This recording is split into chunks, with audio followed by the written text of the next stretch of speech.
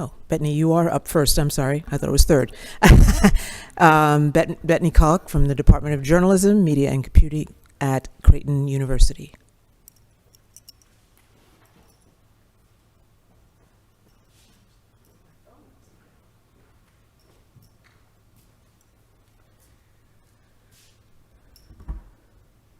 All right. Hello, everyone. Just can look here, which is good. It's about the size of my class normally anyway. So I am an assistant professor there. Just turned in my tenure packet. There's a lot of this happening for the next few months. Yes. So I thought I would just share a tiny bit about how I came in to start doing this kind of art, because nobody talked about it in school to me ever. It's kind of depressing thinking back about like how much I could have done more in this route had somebody even entered the words into the classroom about community art and community engagement. Graduate school, still nobody said anything. And so towards the end of my time in graduate school, I started to do murals. And then people wanted to help with murals, and that's how it began, where I realized, oh, okay, I don't just have to pay people to help. People want to help. I just have to say, hey, help. It's a good day outside. If you can use a paintbrush, please come. You don't have to be an artist. Just come and help. And that is basically how it all started for me. I don't do murals full-time because I'm teaching. And sometimes I am asked to do projects for people that I would love to do, but I also think maybe they could be done in a classroom setting, and so I'll shift the focus of that particular client over to maybe waiting a little bit longer and doing it with students instead. Sometimes they go for it, sometimes they don't, but I always try. And so right now I'm putting together a guide, don't really know how else to say it, to help people who are interested in doing specifically collaborative murals with communities. What are some helpful things that are really great to know before you embark on such a journey? I stumbled into it and I learned some things the hard way. Some things it was just pure out of luck that it worked out really well. That's how I'd say my first few collaborative ones were just, looking back, I was just really lucky about the group of people that I was working with, that everything worked so smoothly. And then over the last couple of years, there's hiccups here and there that I can talk more about. This particular image is one where we had a lot of community participation in the painting process, as well as in the subject matter discussions. But this one was me, it wasn't with the class, but it's such a great shot, I had to use it. And then these ones, I also work with high school students with a program through the Jocelyn Museum called the Kent Bellows program. Some of you guys might know the artist Kent Bellows. And so we work with high school students. And I actually often work off-site now because sometimes people want a project. Those kids, like these kids in particular, this is at the Conservatory of Music, they're not art kids. But the conservatory wanted to do this mural and they wanted their students to be active in the process. So sometimes you work with students who are really excited about art, and sometimes you work with them with ones that are really anxious and nervous, and usually though at the end of it they just have a really good time. And the thing I really love about the community aspect, I think what probably made me fall in love with it, is as people paint they become friends, because they're just sitting there and hanging out. Sometimes they'll play music, but it's a whole lot of work on the front end, but the painting side is usually the most fun and rewarding to both watch and I think to participate in. So part of the thing that I do is to realize that people are intimidated to paint.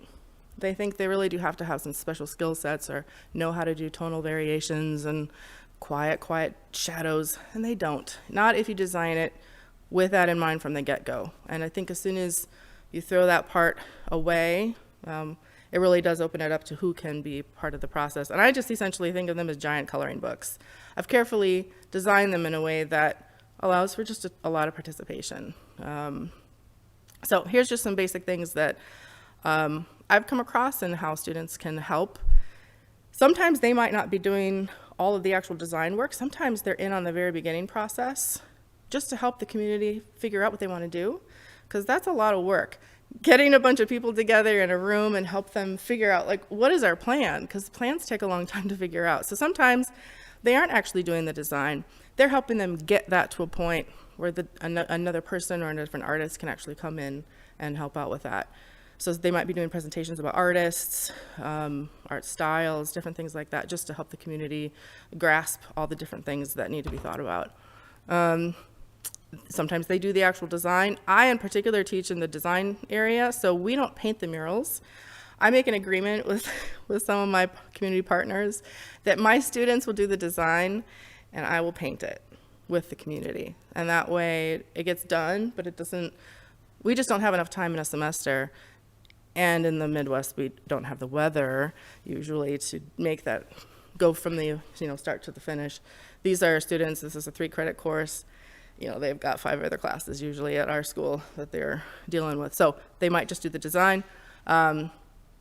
Sometimes they will take on the social media aspect of helping get the word out about a project. So it might not be just the design of the thing itself, but making sure people know about it, getting people to come to the meetings. So it kind of depends on the community partner as to what they need more help with. They can paint the mural. Obviously, if it's more of a fine art class, that's more easily done. Sometimes I have them help with community paint days. Again, depends on what part of the semester. That's usually not always awesome at the end of the semester because it's snowing, or in spring, thankfully, that can sometimes happen. And I think sometimes it's just the part about taking the financial pressure off of a community. The idea of, first, a lot of things that I realized that the communities or nonprofits or whatever that community happens to be, they struggle with how do they even connect with an artist? A lot of them have no idea where to even start that process.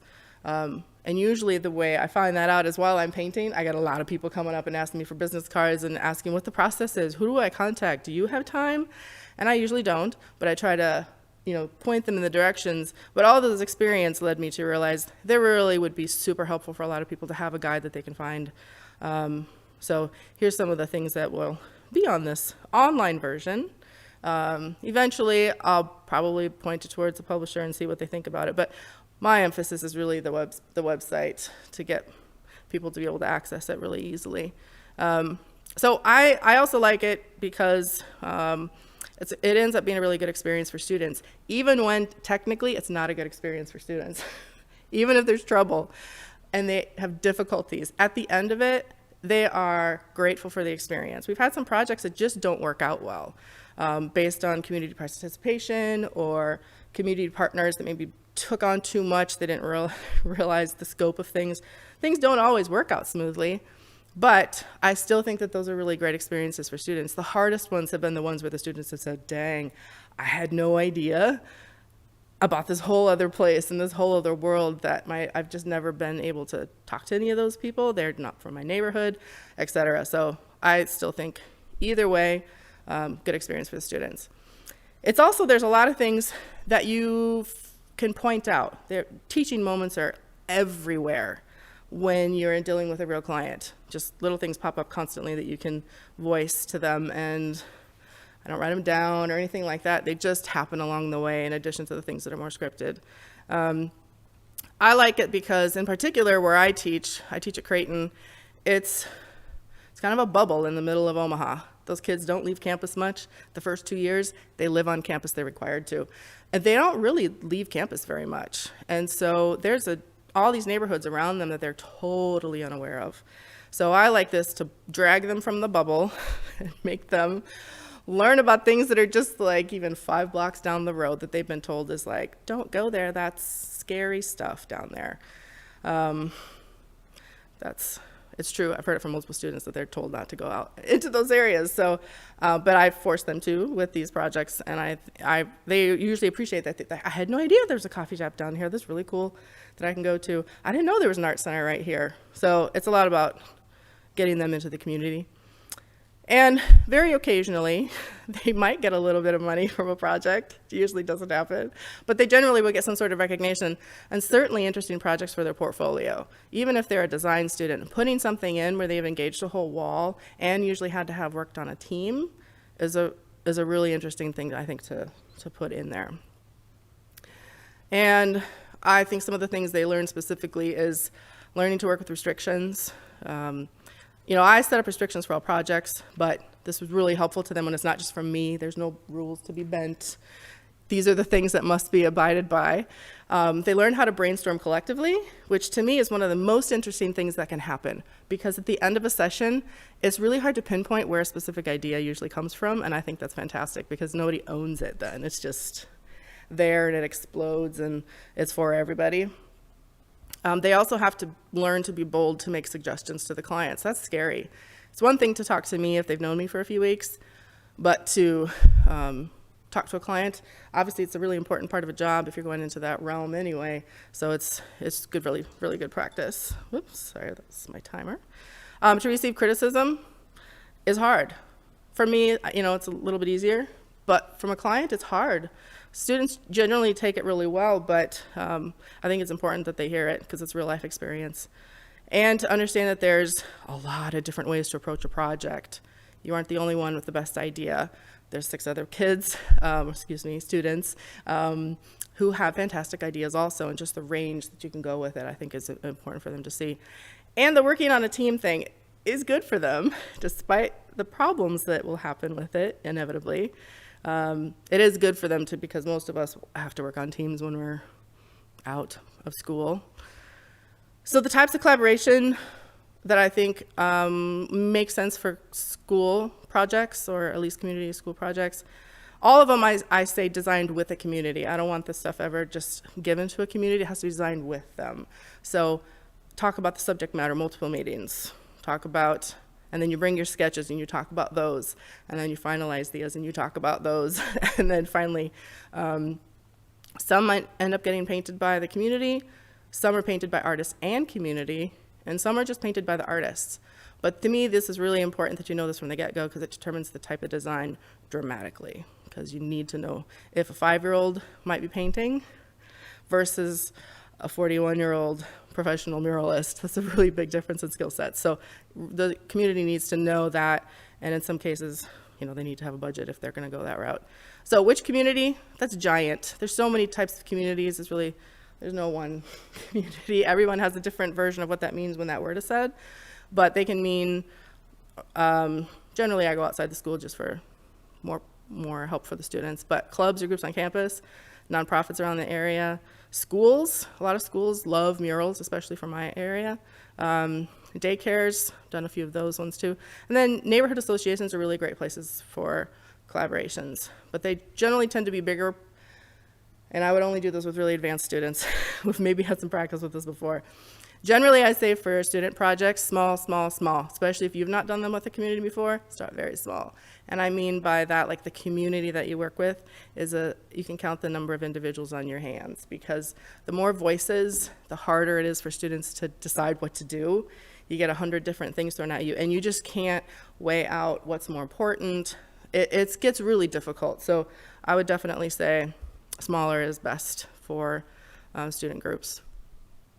And this part is hard right here about the process, because it's great if you can walk into a place and they know they have a general plan, they know a timeline, they have a budget.